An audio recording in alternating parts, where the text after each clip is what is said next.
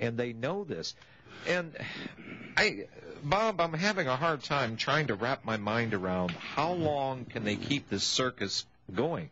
I mean, they're not juggling 3 objects in the air. They're juggling a dozen. They're trying to tap dance, sing a song, do their presentations all the while juggling all this. How long can they keep this stuff up before the stuff just blows out? What is going to be the one thing that starts to bring this house of cards down? I think, John, it's going to be hyperinflation, and I think we're going to start seeing that rather soon.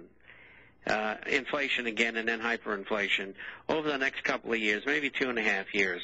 And that should be the straw that'll break the camel's back, and that will cause people, when it gets to its height, to stop borrowing. And when that happens, the whole system comes down. And they know that. They're just planning so that it'll happen when they want it to happen. And they know what they're up against. We know what they're doing now, or at least half of Americans do, or they care with that knowledge. And they know that if they don't win, they're dead meat, and they know it. Well, they are dead meat. This is a hardball game. They are dead meat, Bob. You got. I mean, it's not even speculation now how many banks are going to fail in the next 6 to 9 months.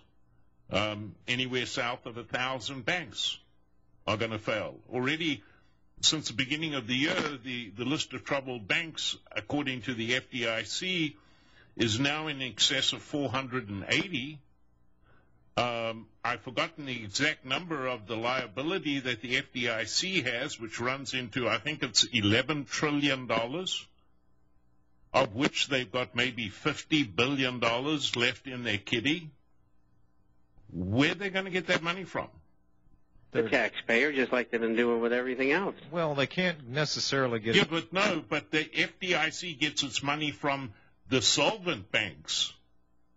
Yeah, but the government will step in, and they will create the money via the Federal Reserve. That's what they intend to do.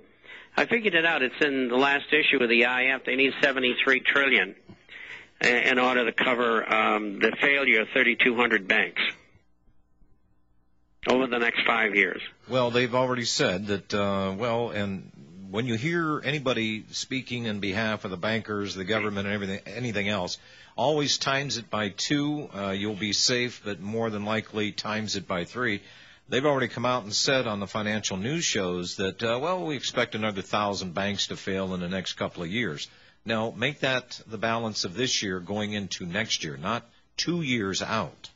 We had 3 banks fail this week. They usually only close them on Fridays. Now they close them on Mondays and Tuesdays. Yeah, they're going to have 10, 20, 30 a week, easy. Yeah. And I projected about 2 years ago, 32 to 4,200 banks would go under. And it'll be around 4,000, or approximately half the banks.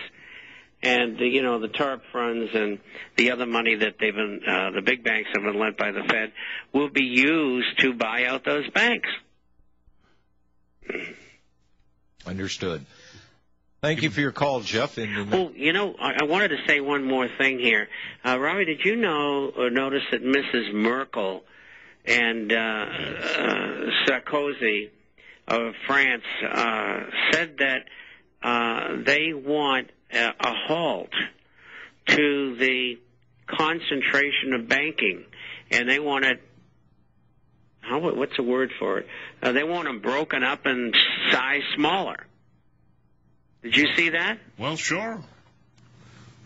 Well, I think the Illuminati's going to be going ape. I think they are losing control, Bill. I think you're right, and I think these programs like this are killing them. Well, I think China put the boot in today. I mean, nobody wanted to talk about China wanting to default on its obligations, and I mean, think about this, Bob.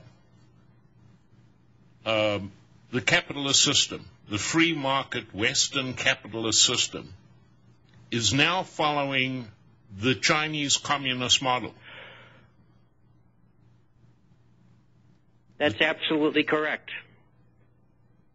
And as the gentleman from Russia said, it's going to break up in pieces. Well, and we've seen these predictions out of the Russians before that, ironically, that the United States is going to break up. It'll become smaller countries. I don't see that happening. I really don't see that happening. What I see is the Fed failing, them reneging, the thing collapsing. And at that point in time, I like what Sheriff Richard Mack, how he deems the Fed to be, and that's the United States government in general, is they're irrelevant anymore. So the genie is out of the bottle. You can't stick that little puppy back in. It's already done its damage. It's already broken the faith and the contractual rule called the Constitution with the people of this country, and they are in error, and they need to be dealt with. In other words, I can see America breaking up. I had a personal experience with it this weekend in Sedona. What is Sedona? Sedona, it's a little hippie community just north of Scottsdale. Still hung over from the 60s, are they? Anyway, hang on. We got to take the break here. We'll be right back. The toll-free number, 800-313-9443.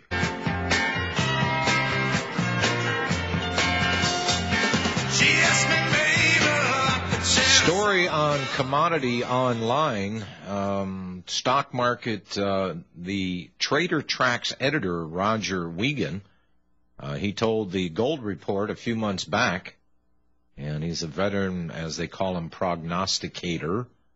Doesn't see much to be encouraged about on a global economic front.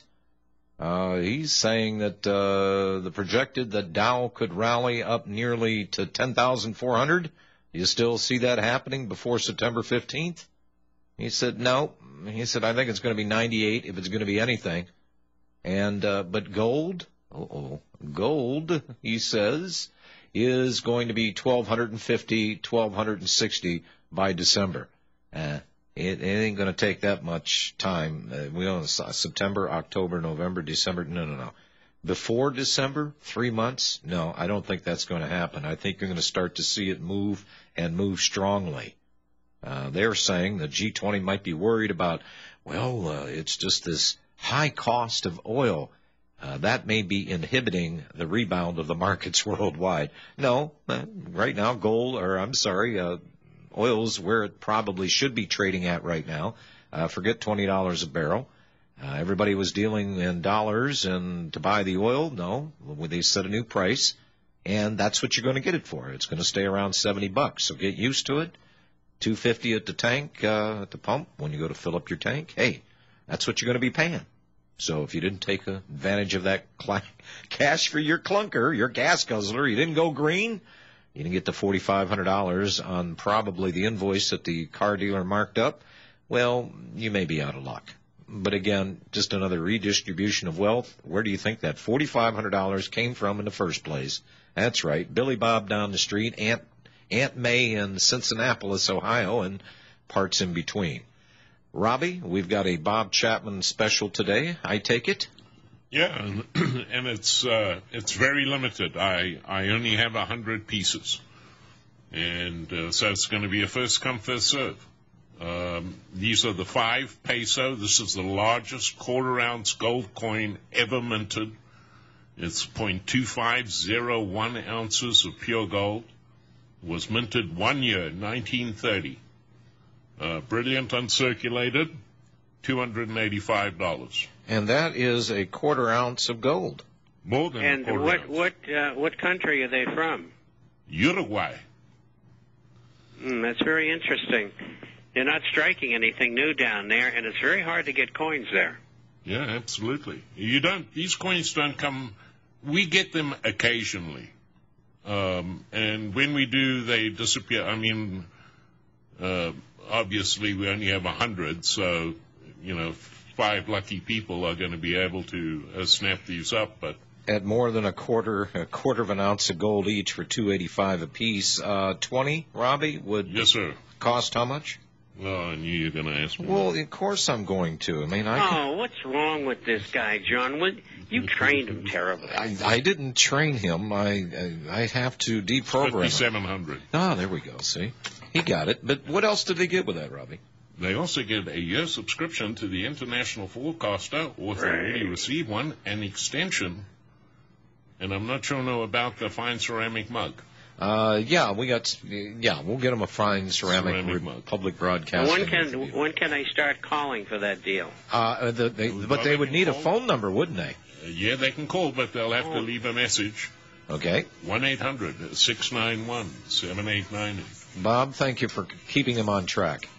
Thanks, Bob. Well, I tell you, that's a super deal. It is.